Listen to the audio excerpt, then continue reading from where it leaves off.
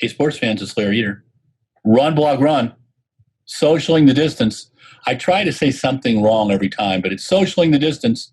And we featured Jesse Williams today. He's the former director of sports marketing at Brooks. Did some really cool things there, including the Brooks PR event, Hanson Brooks, Brooks Beast.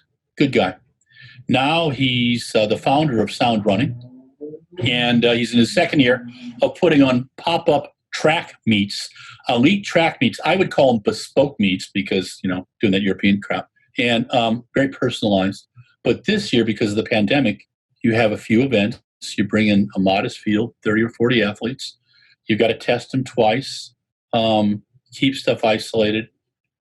As Jesse suggested, there's at least 5, probably a dozen more things that he's got to do to make these meets work. But Jesse's got good people with him. JT Service from Soul Focus Sports, who I love. They're in the Bay Area. His pop was coach at Santa Clara after I coached there. And, he brought the program to much prominence. But JT's a good dude, and everybody loves him. But he knows how to get activations done and do some good things. And Jesse knows how to put on track meets and loves doing this stuff. And in the time of a pandemic, he's putting on a second meet with 2 10,000s. Man, I wish I could be there. They're somewhere in Southern California tomorrow. In Ed Cheserek and Ben Blankenship are in the 10 on the men's side. Women's side's got a top field. They're going for 32-15, which is the USATF qualifying mark for next year. And then there'll be a women's 1500. So 3 events starting at 8:30 on Flow Track. You can also check out behind the scenes stuff on Instagram. Will Lear's there. One of our dear friends, Craig Vanderhoff, who used to be the director of all things fabric and garments at Adidas, and who took us to one of the coolest bars in the entire world, located in Nuremberg. And I'll put that video up again. I just need to tell you that I drank there for 4 straight nights, didn't get a hangover, was drinking drinks from the 30s because all the little stuff in the drinks, the guy and I handmade, and it was amazing. Craig, I'm still impressed. Anyway, Craig's at Vans right now, and he's helping with the communications with this event too. But Jesse's the guy behind it, so we spent some time with Jesse. You'll get to enjoy him. This was recorded on August 28th, the day before the meet. And Jesse's a lot of fun. I asked him about the meet, the challenges with the meet, over the highlights of the first event, and then also what's it like working for yourself.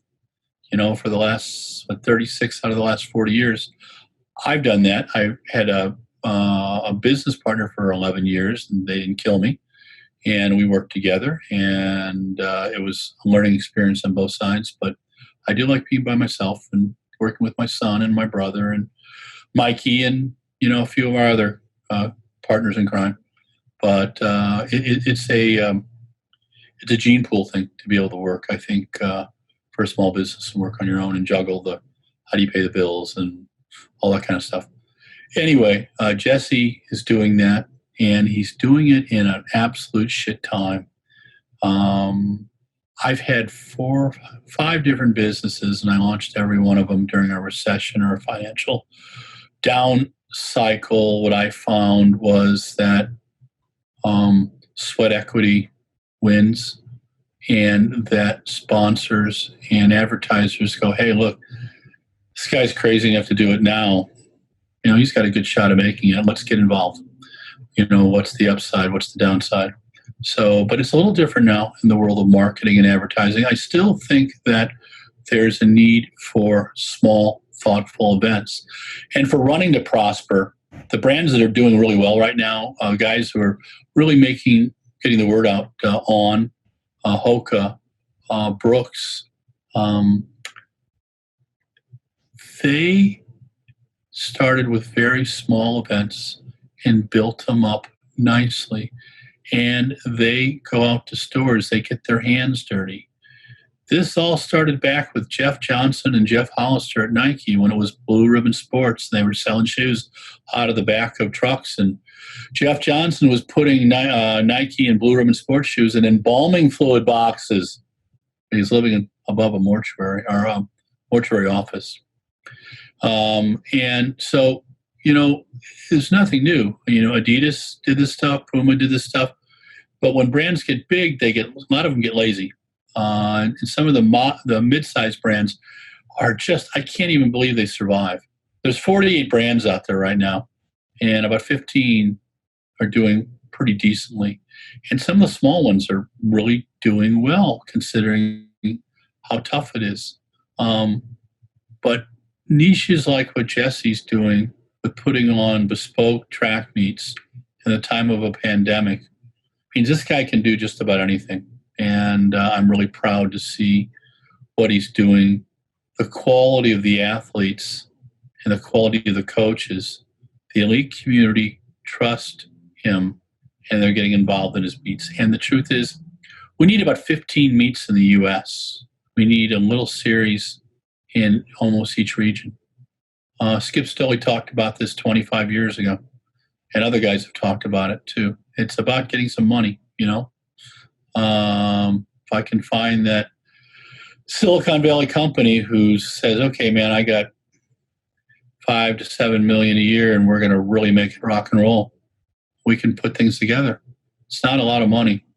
And the truth is there's opportunities in athletics. It's all about run, jumping, and throwing. It's pretty simple, but it celebrates movement. And it's, I think I've had too many Pete's coffees today. But in a time right now where people are questioning the validity of wearing a mask and social distancing, and some people say it's not masculine, some people say it's unpatriotic, some people say it's patriotic. And I just say, you know what, you got the freedom to be stupid. That's in our Constitution. But the issue is when people are stupid, other people get sick or die. But in that kind of a time, we need something to enjoy, and a focused, well-run track meet, as we saw in Monaco, as we saw in Stockholm, as we'll see tomorrow night somewhere in the Santa Monica area. Be very cool. So keep enjoying track and field. Thank you, Jesse Williams, for taking your time. It was great seeing you. Had a lot of fun working with Jesse when he was at Brooks. And Michael Deering, thank you for putting up with me today. And listeners and readers and sponsors, thanks to Brooks, thanks to Nike, thanks to some of our folks who've been with us for a long, long time, and some of the folks that are coming in again. All right, Larry Eder, RunBlogRun, Socialing the Distance. We featured Jesse Williams on this one. Have a great weekend. Get in a walk, get in a run, or jump, or throw the javelin. Hey, take care.